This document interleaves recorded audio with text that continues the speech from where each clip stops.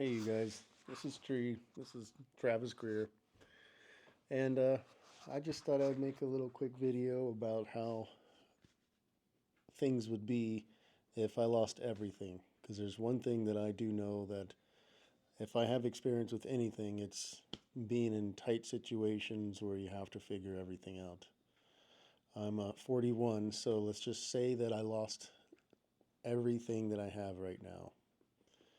Let's say I didn't have the bucket truck and I didn't have the skid steer and I didn't have the ways to go out and just make money tomorrow, or the reputation, or the momentum online, or anything like that. I've done this a few times.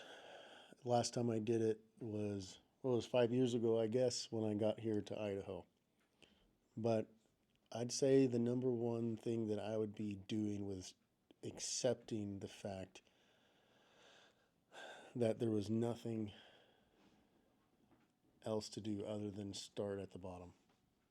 I would just mentally do that. I remember being in Fresno, California, and I was sleeping on like a futon mattress that was not on a futon, it was on the concrete floor.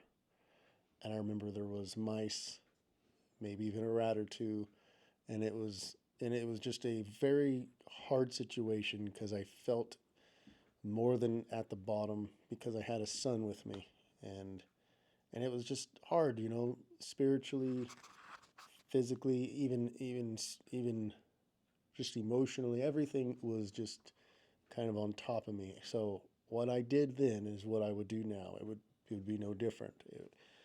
I would accept, and I would go out and I would start. I would do a simple evaluations of my capabilities. There's certain blue collar jobs. I'm a blue collar guy, so I would of course go that route. Back then, I picked up a lawnmower and a weed whacker and I went to town. Today, I'm probably would do the same.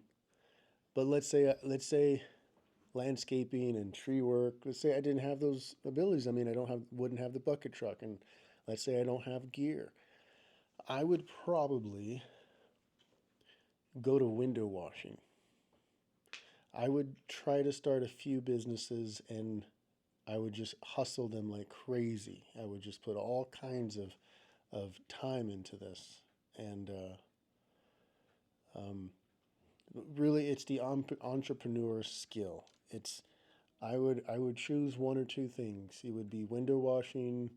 Um, those things don't take any money. I mean, I could probably go out and spend $50 and have enough money to start window washing. Window washing is pretty straightforward. Um, might take you a few times to do it, but you know, you get used to it. It's really nice. I actually did a window washing business, and it went from washing just one or two houses because I hustled to I washed a $1.7 million mansion that had its own. It was fake, but it was looked like a lighthouse. So I've done this a few times, and really, it's just a matter of getting out there and believing in yourself. And maybe that sounds a little cliche to some people, but it's the real truth. You just go out there and you constantly work. You constantly get it done. You believe in yourself, and and um, and that's the real. That's really what it takes. It really isn't that complicated. You have to mentally break down past all those things that are blocking you. There's lots of spiritual battles out there, and they're all telling you that you can't do it. And the reality is they're all lying to you. That is the adversary. It's telling you not to get up in the morning. It's telling you not to go out there and achieve your goals. And the reality is that God knows you can. You are an image bearer of God. You're His son. Your Savior is Jesus Christ, and you have to get up and you have to serve, and you have to serve others, and that really is the spirit of an entrepreneur. It's getting up and it's serving others and putting them before yourself. And what happens is you then, in return, succeed. Um, I would do something that sets me apart because you really don't have to go out there and and reinvent the wheel. That's one of the keys that I had to learn, is that you don't have to go out there and try to do something that no one's ever done. That's not what really makes the biggest difference. What makes the biggest difference is, why are they going to choose you over them? What sets you apart? What makes you different than them? What makes you why would they choose you? Because they're already going to get their windows washed. They're already going to get their trees trimmed. They're already you don't there's a philosophy out there when you're going out and getting work, is that you don't want to find the dirtiest windows and say, well, they need to get washed, because there's a reason why they're not washed already. I mean, I don't hire a window washer, and I'm not going to tomorrow. So I wouldn't expect, I mean, you could, but it would just be such a low percentage to actually turn those over. You actually want to go find windows that are already being washed. You want to find trees that are already being trimmed. You want to find landscapes that are already being landscaped, because the money is already going there. All you have to do is convince them and show them why they're going to pick you over them. It really is that simple.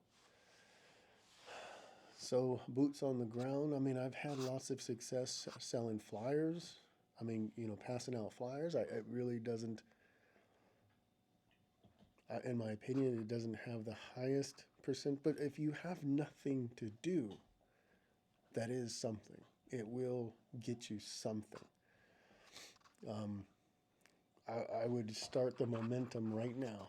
I would go out there and I would do a free website if I can do a free website. I would do everything that I could do that is for free, and I would do it this second. I wouldn't wait.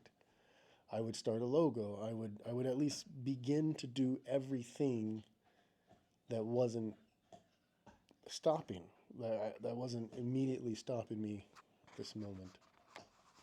That's what I would do. And it was the same thing that got me here today. It's just work. And what I think is the most attractive thing about this is the journey is the reward. The work is what you're actually looking for. You're not actually looking for all the money that comes and it goes, and more problems will be here. But getting up and having the ability to just work, you realize that when you're sick, which, if you can hear in my voice, it kind of, I just got rocked by some, I don't know what it was. It was like some razor COVID something. But that is one of the things that really, I mean, that is everything. It really pushes the point that you don't need to go looking for a mansion or looking for all these rewards. Your reward is to get up and serve, to get up and to the ability to work, the ability to come home and have all these scratches on your arms, or sweat on your pants, and then you eat that meal that night, and that meal tastes like the best meal of your life. And the reason is because you worked so hard during the day to get there. And the reward is the work, not the meal.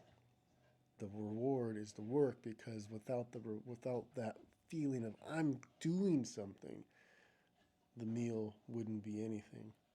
It's just how it works. Well, that's what I have, a little tidbit to throw at you is, if I had to start over, that's what I would do. Okay, you guys, have a nice day.